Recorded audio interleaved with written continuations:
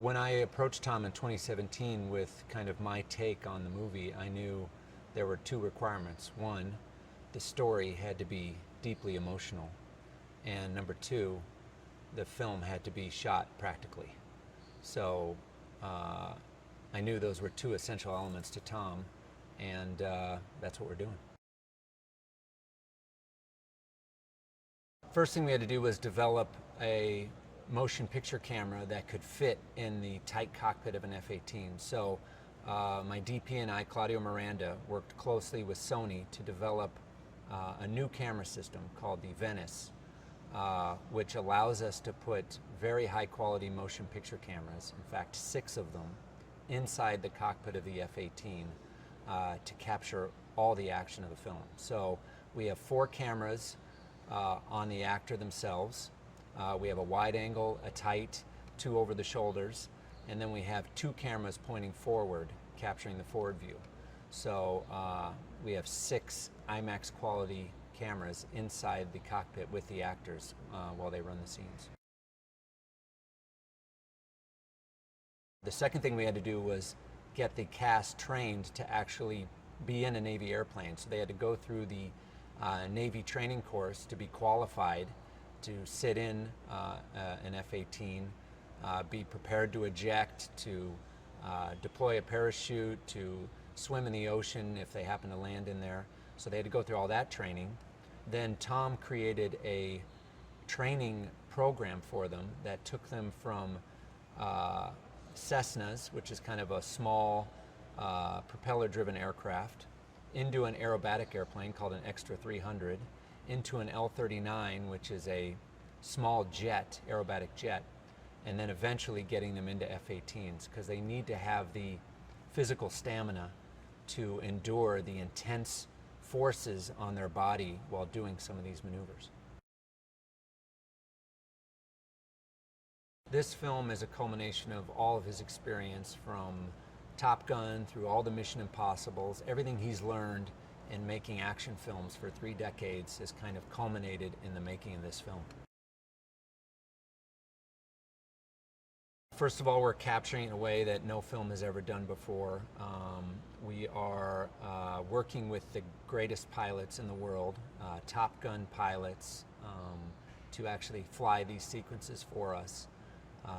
We've spent hours. I've spent hours with these pilots going through the choreography of every scene to make sure that it's technically accurate. Very exciting. We're using tools that no one's used before, including a fighter jet that has a camera mounted on the nose of it to shoot our air-to-air sequences. We're using very high-tech tools, but we're using them in a kind of old-school way. There's no way we could have made this film without the participation of the U.S. Navy. They've been an amazing partner on this film. We've been able to integrate our scenes into their training program so that while they're training the pilots, we're also getting shots for our film. So the partnership has been incredible. We've gotten to go to places that no one's ever seen before, bases that have never been shot on film or people have not even been able to see. We've gone to Whidbey Island, Lemoore Naval Air Station, Fallon, here where we are right now, China Lake, North Island. We've been out on the Teddy Roosevelt aircraft carrier shooting, so we've gotten to see all these aspects of the Navy, and they've given us their best pilots to fly these sequences, so without their help, we would have never been able to pull this off. Well, it's all about finding the right story.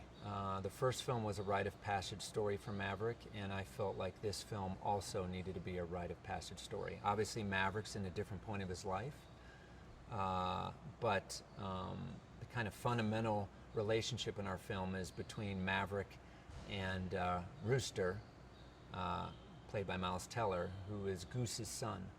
And to me, the reuniting or reconciliation of these two characters really formed the emotional spine of this story and really gave, I think, all of us the confidence that this was the right story and now is the time to tell it.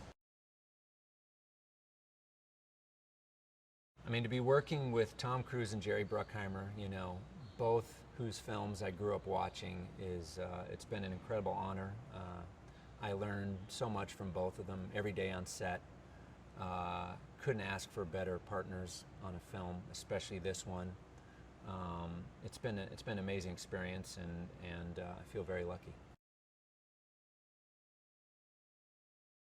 There is a couple sequences in this film where we got special permission to bring in a very specific pilot who is cleared to fly the F-18 Super Hornet at 30 feet above the ground. So there is one sequence where you're going to be so low, you can't believe it. I was on the ground as it flew over our head, and I can tell you it was one of the most intense experiences I've ever had on film set.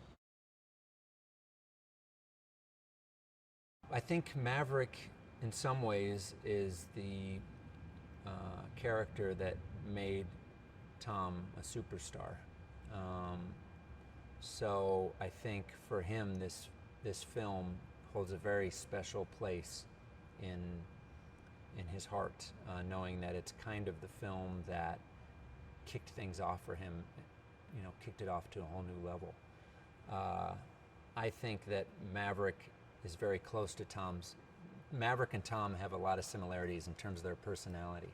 They're always pushing the envelope and trying to see what they're, you know, always pushing the envelope of what they're capable of, pushing the envelope of the machine or airplane or, you know, whatever it is that they're currently in.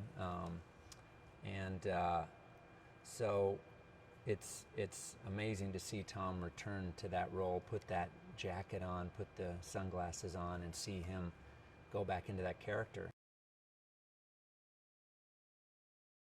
You're going to experience aviation in a way that you've never experienced it before. You're going to be lower, faster, more thrilling.